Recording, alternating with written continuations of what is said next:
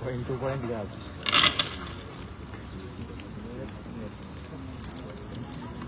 महात्मा ज्योतिराव फुले यांच्या स्मृती दिनानिमित्त आयोजित व्याख्यानमालेचे अध्यक्ष आणि मराठवाडा शिक्षक संघाचे नेते उमाकांतजी राठोड सर, ज्यांनी खरे महात्मा फुले आपल्याला समजावून सांगितले असे मराठवाडा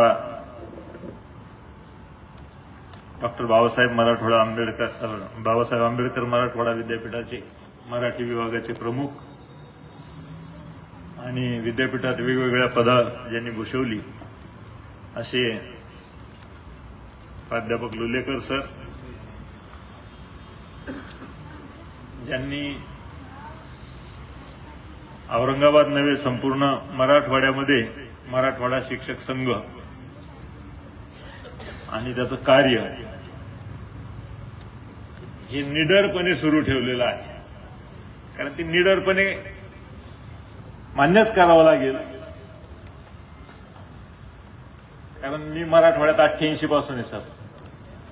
1988 ला डोंगरदऱ्यातल्या एका आदिवासी गावातच मला नोकरी मिळाली.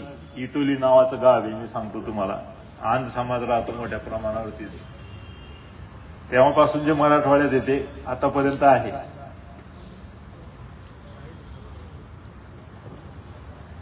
त्यातली एक निवडणूक मला चांगली आठवते. आमचे प्रसव हुशेमध्येच उभे होते. 450 मतांनी बिचारे पडले ते. आणि तेव्हा फक्त मराठवाडा शिक्षक संघात फूट पडली आणि परिणाम असा झाला की आमचा जालन्याचा प्रसव हुशे पडले आणि पीजी दस्तुरकर निवडून आले. आणि त्याला सुद्धा कारण हे होतं की त्यांच्या विरोधात तिसरा उमेदवार आता जे ऍडव्होकेट सलगरे आहेत हे नांदेडमध्ये उभे राहिले आणि त्यांनी 700 मतं घेतली आणि प्रसव हुशे तेवढ्यामुळे पडले. आणि तिथून जे हळूहळू या मराठवाडा शिक्षक संघाला गळती लागली, तरी त्यानंतर पीजी दस्तुरकर, त्याच्यानंतर पम पाटील, घाडगे सर असे 3 आमदार त्यानंतरही झाले. परंतु ती सुधारणा होता होता मागच्या वेळेला वाचली. तरी सुद्धा या शिक्षक संघाला माझ्या खूप खूप शुभेच्छा आहेत. मला इथे जे बोलवलंय तो एकदम अपोजिट विषय आहे सर आता.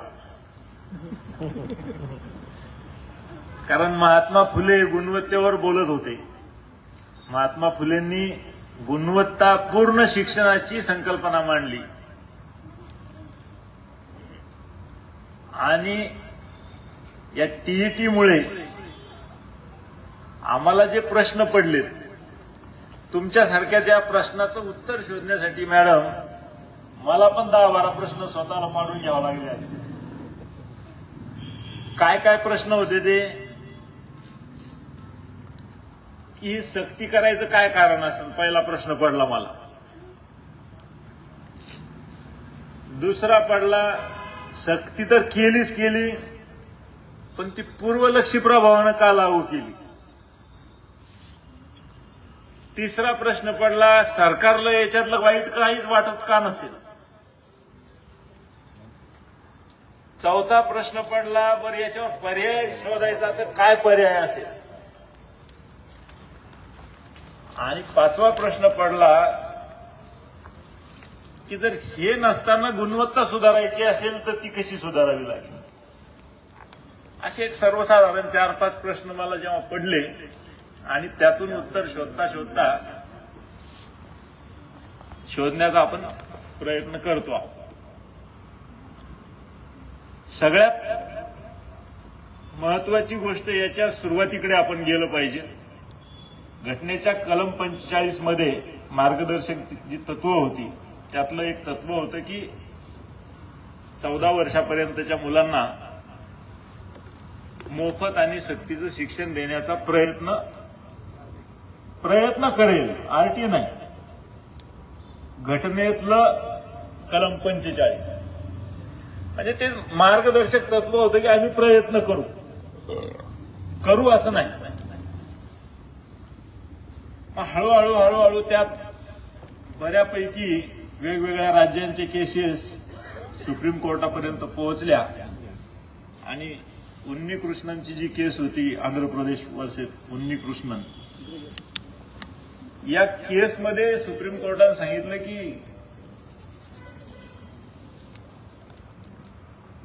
हे जे काय मार्गदर्शक तत्व आहे त्यात बदल करणं आवश्यक आहे आणि ते मूलभूत अधिकारात आणणं अपेक्षित आहे. आणि म्हणून 2002ला 86वी घटना दुरुस्ती झाली आणि शिक्षण, त्यातल्या त्यात प्राथमिक शिक्षण 14 वर्षापर्यंतचं शिक्षण हे मुलांचा मूलभूत अधिकार म्हणून राज्यघटनेमध्ये सामील झालं. एक मूलभूत अधिकारात वाढ झाली. पुन्हा 2002 ते 2010 पर्यंत त्याच्यावर चेरविन होऊन 2010 साली आरटीए कायदा अस्तित्वात आला. बालकांचा मोफत व सक्तीचा शिक्षण अधिनियम 2009 हा 2009ला पारित झाला आणि 1 एप्रिल 2010 पासून तो सबंध देशभर लागू झाला. त्यावेळेला अनेक चर्चासत्र झाली, अनेक वेगवेगळ्या ठिकाणी चर्चा झाल्या, बैठका झाल्या, सादरीकरणं झाली. हे तेव्हा सुद्धा लिहिलेलं होतं, पण तेव्हा काही कोणी गांभीर्याने त्याला घेतलं नाही. आणि तेव्हा गुणवत्तापूर्ण शिक्षणासाठी 1ली ते 8वीच्या शिक्षकांसाठीच्या पात्रता निश्चित करण्याचं काम जी एनसीटीई आहे भोपाळची, national council for teacher education, या संस्थेकडे ते सोपविण्यात आलं आणि या संस्थेनं शिक्षकांसाठीच्या पात्रता निश्चित करून दिल्या. मग ह्या पात्रता निश्चित करत असताना 1ली ते 5वी साठीच्या शिक्षकाला किमान 2 वर्षाचा डिप्लोमा अधिक शिक्षक पात्रता परीक्षा, 6वी ते 8वीच्या शिक्षकासाठी पदवी अधिक किमान 1 वर्षाचा बीएड अभ्यासक्रम आणि शिक्षक पात्रता परीक्षा अशा अर्हता निश्चित केल्या आणि ती अधिसूचना जुलै 2010ला प्रसिद्ध झाली.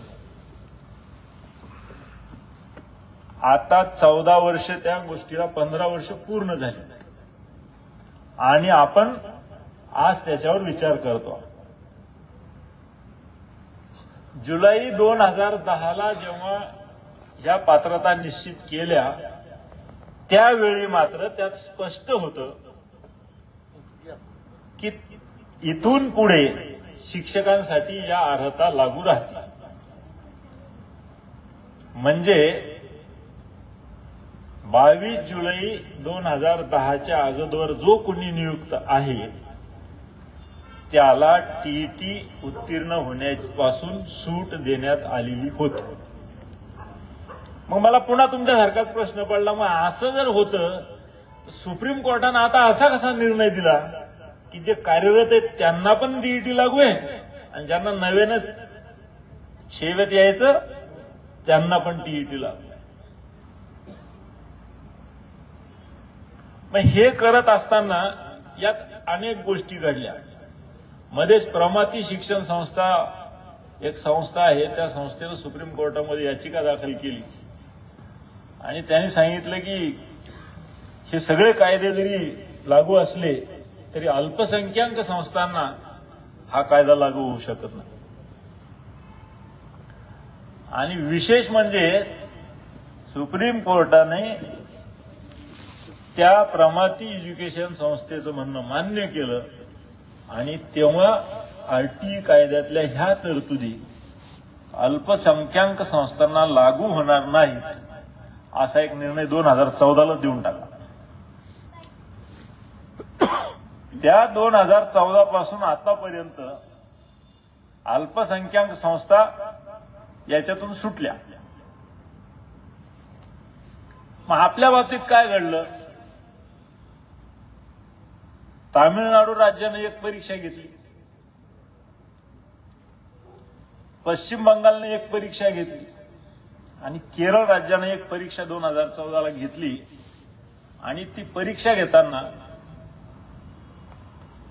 टीईटीच्या गुणाच्या आधारे शिक्षकांची निवड सुरू केली.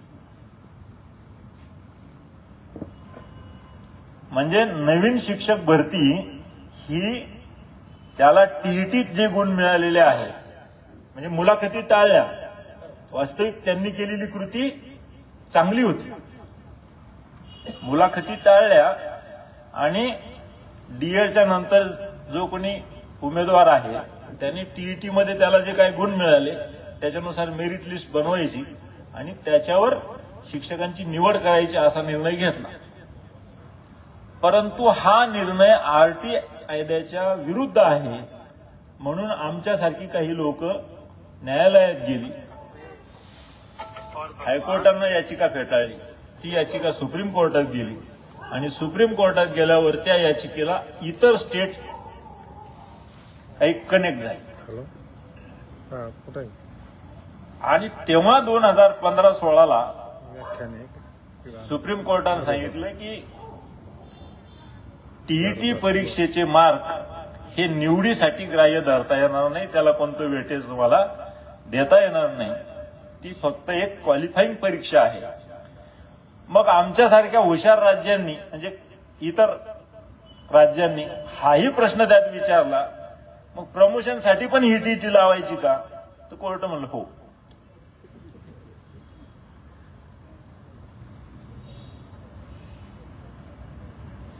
मग असं वेगवेगळ्या राज्यांनी केंद्र शासनाला मार्गदर्शन मागितलं आणि 2017 साली सर ही जी 22 जुलै 2010ची अधिसूचना आहे ती सुधारित झाली.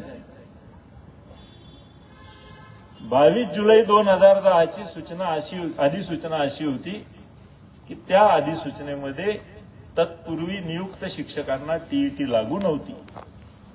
2017ला ही सुधारणा केली आणि ती स्पष्ट सुधारणा अशी आहे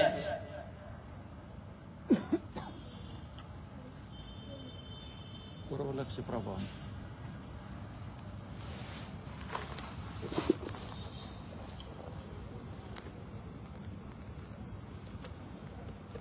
31 मार्च 2015 पूर्वी नियुक्त झालेल्या आणि किमान पात्रता म्हणजे टीईटी नसलेल्या शिक्षकांना या कायद्याच्या सुरुवातीपासून म्हणजे 2017चा ही अधिसूचना 2017ची सुरुवातीपासून 4 वर्षाच्या आत पात्रता मिळवण्याची संधी दिली जाईल.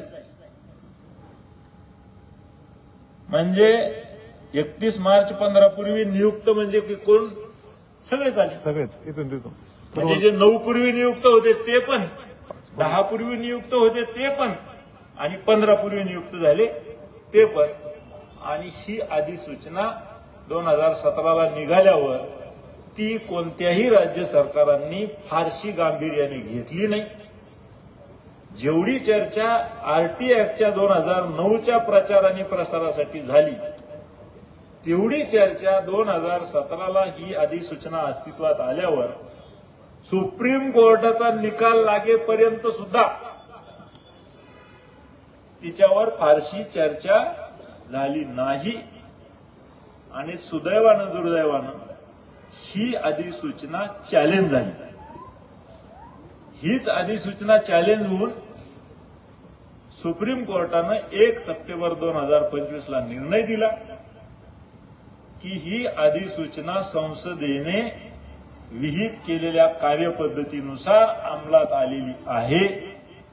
त्यामुळे आज रोजी कार्यरत असलेल्या सर्व शिक्षकांना पुढील 2 वर्षात टीईटी उत्तीर्ण होणे आवश्यक आहे.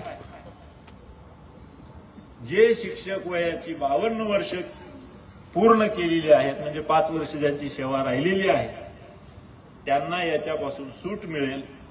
मात्र त्यांना जर पदोन्नती हवी असेल, म्हणजे वरिष्ठ श्रेणी, निवड श्रेणी किंवा हेडमास्टर व्हायचं असेल, तर त्यांना सुद्धा ही टीईटी उत्तीर्ण होणे आवश्यक राहील.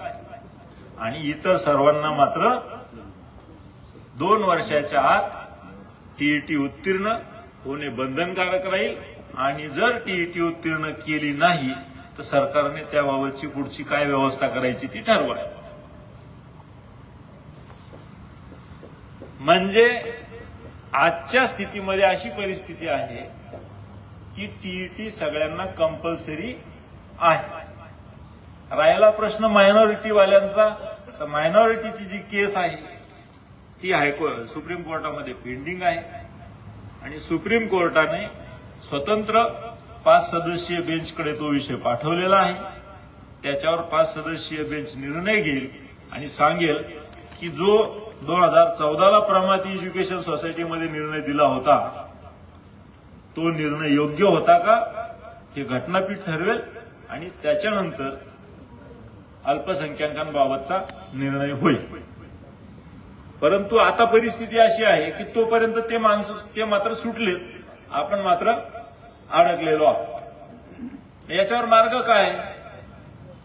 तामिळनाडू सरकारनं पुनर्विचार याचिका दाखल केली, पश्चिम बंगाल सरकारनं पुनर्विचार याचिका दाखल केली, यूपी सरकारच्या मुख्यमंत्र्यांनी डायरेक्शन दिल्यात पण अजून दाखल झालेली नाही, महाराष्ट्र सरकारने अजून दाखल केलेली नाही. मग आपण काय केलं पाहिजे? काय केलं पाहिजे गोंडे पाटील? अभ्यास करायची, टीईटी द्यायची किंवा आंदोलन करायचं सर पूर्ण भारतात. 5 डिसेंबरला आंदोलन आहे. हे त्याच्यासाठी विषय यांनी फार म्हणजे विषय त्यांनी फार अभ्यास करून काढलाय तो. त्यांचं वय 52 वर्षाच्या पुढे गेले म्हणून ते सर मी ऑलरेडी 53 प्रमोशन भेटणार नाही ना. घ्यायचंच नाही. अशी शाळा बंद पडेल 2-3 वर्षात सर. ते 24 वर्षाची श्रेणी भेटणार नाही. निवड देणार निवड कोणतं झालं की नाही? कुठेतरी कोणता तरी लाभ जाईल ना. मग आता काय केलं पाहिजे त्याच्यामध्ये? तर सरांनी एक उल्लेख चांगला केला होता की सर्क्युलर आणि जीआर मधला फरक आपल्याला कळत नाही. सर्क्युलर काय असतं? ते एक धोरण ठरलेलं असतं आणि धोरण जे ठरतं ते जीआर मध्ये म्हणजे शासन निर्णयानुसार ठरतं की शासनानं असा निर्णय घेतलेला आहे की या गोष्टी आम्ही या पद्धतीने करू किंवा कराव्या, पण आम्ही त्या करत नाहीत. आणि म्हणून आमचे कान उपटण्यासाठी, कान टोचण्यासाठी जे पत्र काढलं जातं त्याला सर्क्युलर म्हणतात. की या शासन निर्णयात अशी तरतूद आहे, तुम्ही हे करण्याच्या ऐवजी दुसऱ्याच गोष्टी करत आहात, त्याच्याऐवजी हे करा. हे झालं सर्क्युलर. आणि शासन निर्णय जो शासनाने म्हणजे शासनाच्या प्रतिनिधीने घेतलेला असतो. शासन निर्णय हा कोणताही सेक्रेटरी घेऊ शकत नसतो, कोणताही त्याच्या खालचा अधिकारी घेऊ शकत नसतो. शासन म्हणजे मंत्री, आणि मंत्र्यांनी घेतलेला निर्णय म्हणून तो शासन निर्णय असतो. मंत्री किंवा त्याच्या वरचे जे सगळे आहेत मग यांनी घेतलेला निर्णय हा शासन निर्णय असतो. या सगळ्यांच्या वरचा अधिनियम असतो ज्याला आपण कायदा म्हणतो, आणि तो त्या राज्याच्या विधिमंडळाने पारित केलेला असतो. शिक्षण हा समवर्ती सूचीतला विषय आहे. शिक्षणावर कायदा करण्याचा अधिकार राज्य शासनालाही आहे आणि केंद्र शासनालाही आहे.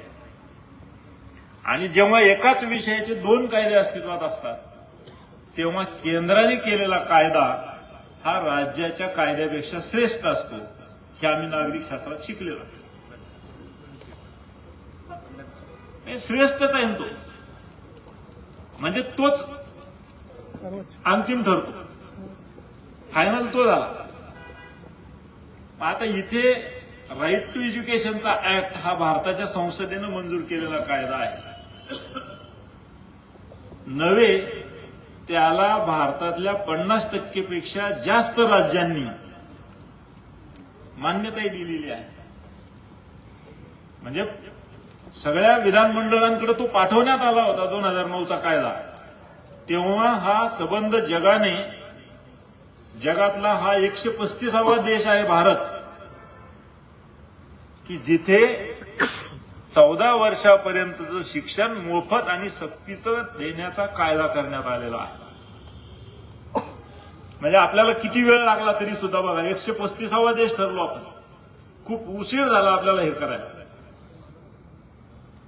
तो गुणवत्तेबद्दल बोलणारा कायदा आहे. मग आता एवढ्या मोठ्या कायद्याने केलेली तरतूद ही खालच्या स्तरावर कुणाला काही बदलता येणार नाही. आपल्या शासनानं काय केलंय? आपल्या शासनानं एक पत्र पाठवलंय NCTला.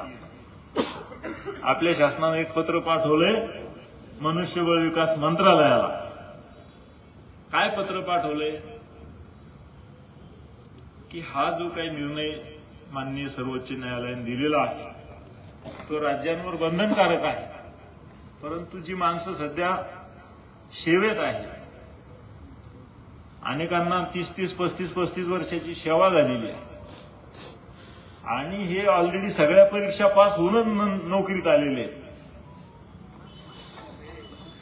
त्यांच्यासाठी हा निर्णय अन्यायकारक वाटतो. आणि म्हणून या कायद्यातल्या म्हणजे 2017ची जी अधिसूचना आहे का, जिच्यामध्ये गुणवत्तेबद्दल बोललो आम्ही, कारण ती अधिसूचना या बेसवर आलेली आहे की समानता.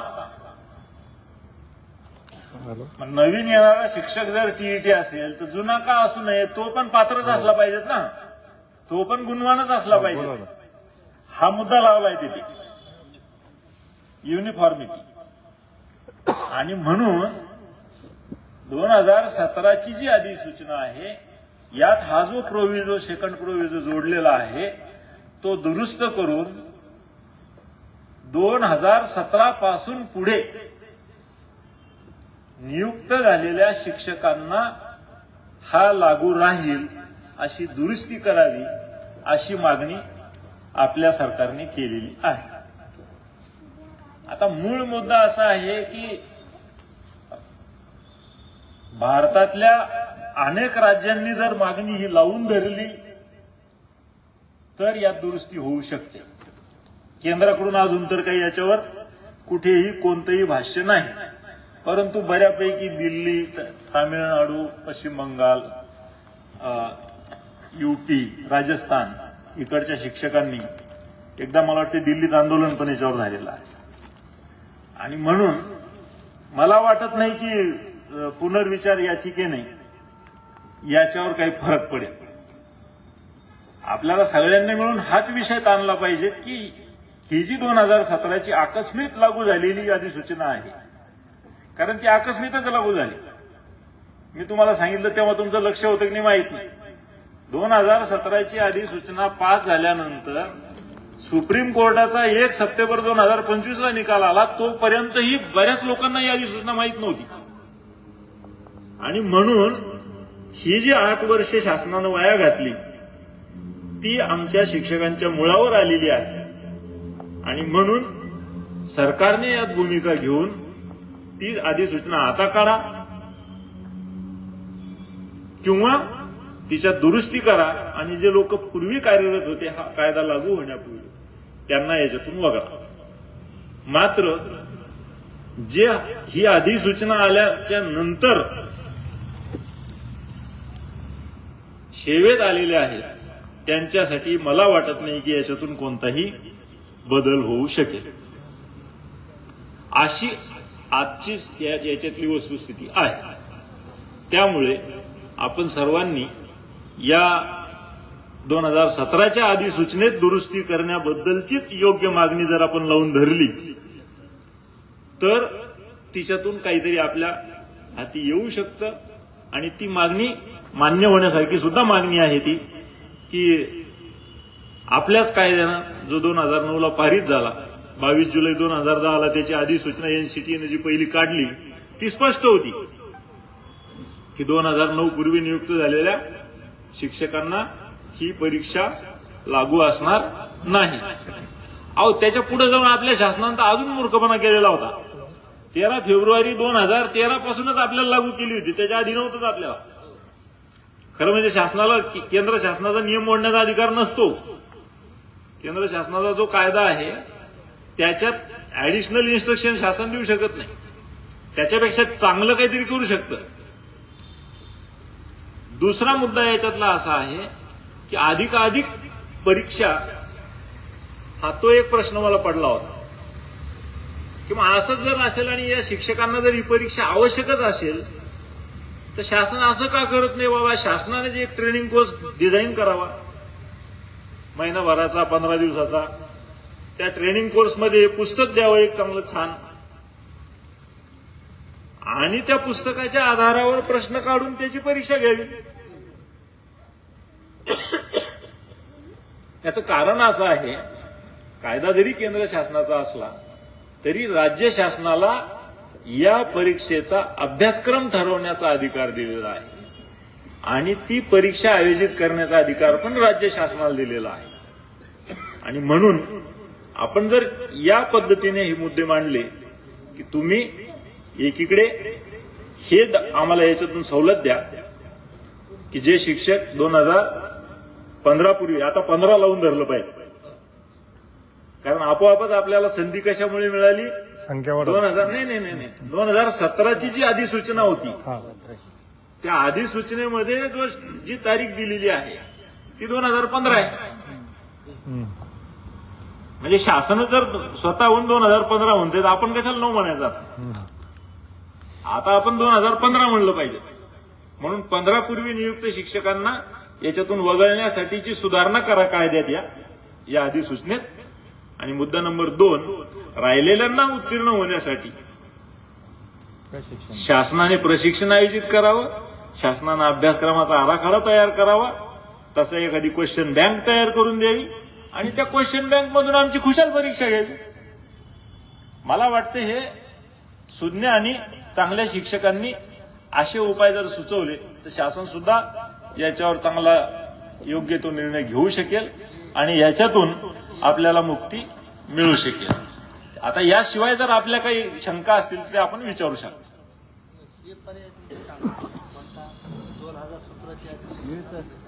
हो, आहेच ना. 2017ची जी अधिसूचना आहे ती दुरुस्त करण्याची संधी शासनाला आहे.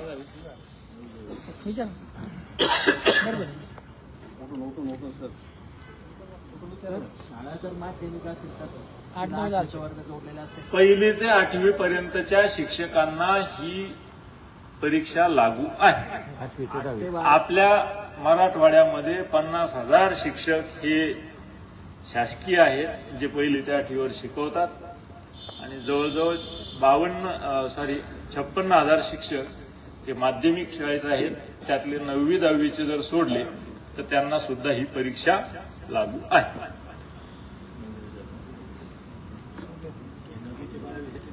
नाही, हा प्राथमिक शिक्षणाचा जो कायदा आहे तो पहिली ते 8वी साठीचाच आहे. 14 वर्षापर्यंतच्या मुलांचा कायदा येतो. त्याच्यात 8वी इयत्ता क्लिअर कट म्हणले नाही, 8वी 9वी 10वीला शिकवत असेल तर तो आपण त्याची विभागणी केलेली आहे ऑलरेडी. 8 ते 10 म्हणजे आपल्याकडे आपण 5 शिक्षक देतो त्या 8 ते 10 ला, त्यातला एक हेडमास्तर आहे. 8वीची जर संख्या 30 पेक्षा कमी असेल, एक शिक्षक म्हणजे 35 पेक्षा कमी असेल तर तिथे एकच शिक्षक मंजूर झालेला आहे. म्हणजे त्या 5 पैकी एक गेला हेडमास्तर, 3 गेले 9वी 10वीचे आणि एक जो लागला शेवटचा. आता तो शेवटचा का पहिला हे ठरवण्याचा अधिकार मात्र हेडमास्टरचा. पहिलाच येतो ना सर, हेडमास्टर पहिला राहतो. सिनियर मोस्ट हेडमास्टरच राहतो सर. तो हेडमास्टरला लागू नाही ही परीक्षा. कटला तो कटला. तुमचा मुद्दा बरोबर होता.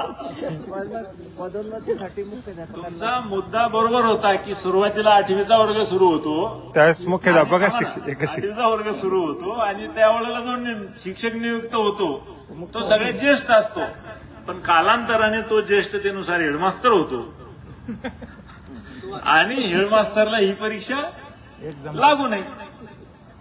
त्याच्यामुळे हेडमास्टर वाचलेले आहे त्याच्यातून. तुम्हाला जरी दुःख वाटत असलं तर हेडमास्टर सगळे आनंदात राहतील. हे वाक्य ऐकल्यावर आता जातो सर सगळे सांगून टाकतील ते आता.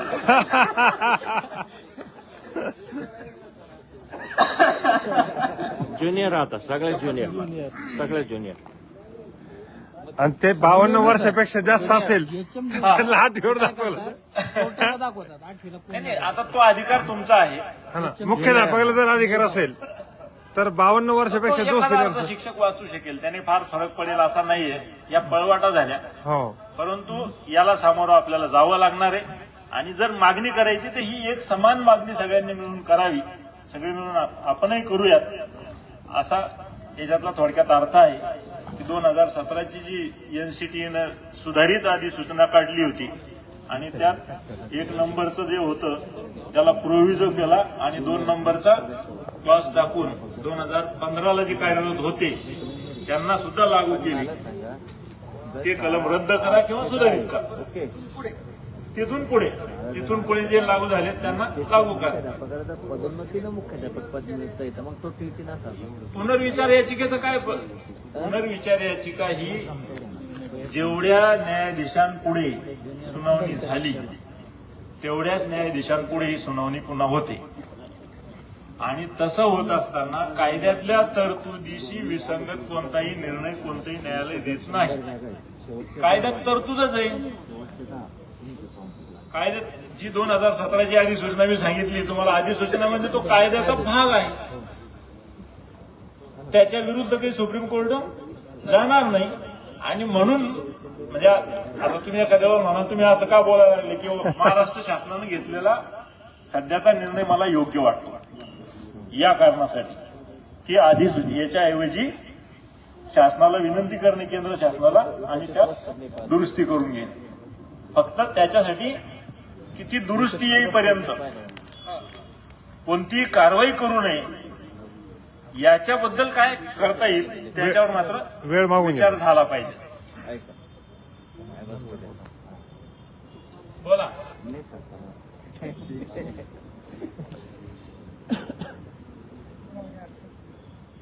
ठीक आहे, मग काही प्रश्न नसतील तर सध्याची टीईटीची परीक्षा अशी आहे. तर प्रश्न असा आहे, यस यस संस्था जर मोठी असेल, त्यांच्या अनेक शाळा असतील, तर मग शेवटचे समजा 100 लोक आहेत, मग शेवटचे 10 जर 8वीच्या वर्गाला बसत असेल त्यांनाच टीईटी ग्राह्य धरायची. मी काय बोललो तुम्हाला, प्रत्येक शाळेने हा त्याच्या सोयीने आता 8वीचा शिक्षक ठरवावा. मी तेच म्हणलं ना, मग 52 वर्षापेक्षा जास्त जो आहे तो 8वीला दाखवायचा. 8 वर्ष परत येऊन जातील असं.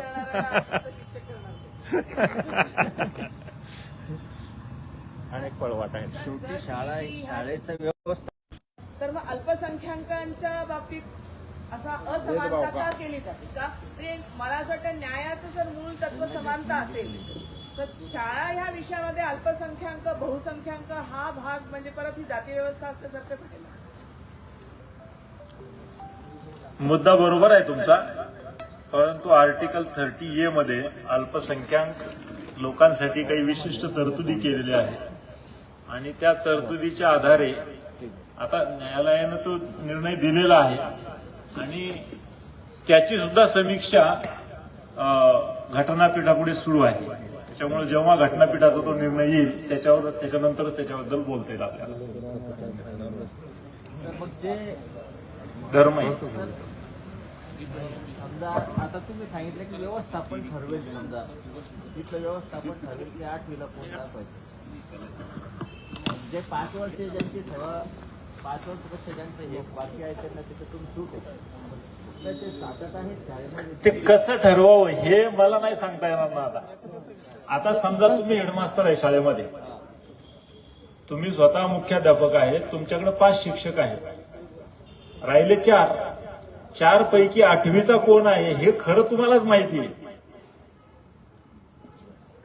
पण तो रिटायरमेंट जवळ आहे 2-3 वर्ष. मी काय सांगितलं तुम्हाला हे खरं तुम्हालाच माहिती आहे. मग तुमच्यासारखे 100 हेडमास्तर आहेत ते ज्याचं त्यालाच माहिती आहे की याच्यातला 8वीचा कोण आहे. त्याचं समान धोरण नाही सांगता येणार. सर याच्यात फिजिकल टीचरला सूट आहे का? शिक्षकाला कोणाला सूट नाही आता. नाही.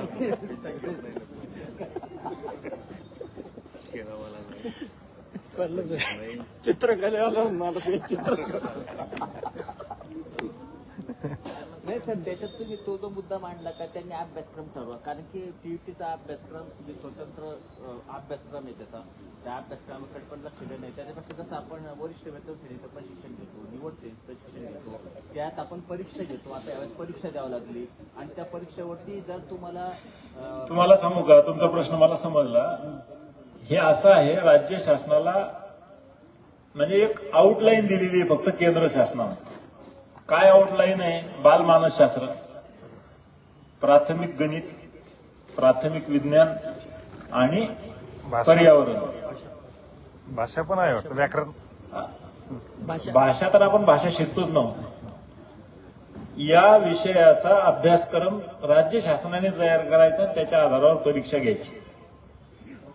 मग जो अभ्यासक्रम तयार केला, तुमच्यासारखी 100 तज्ञ शासनाने बोलवावे, चांगली एखादी म्हणजे प्रश्नावली 5,000 प्रश्नांची बँक तयार करावी आणि तिचं ट्रेनिंग द्यावं चांगलं.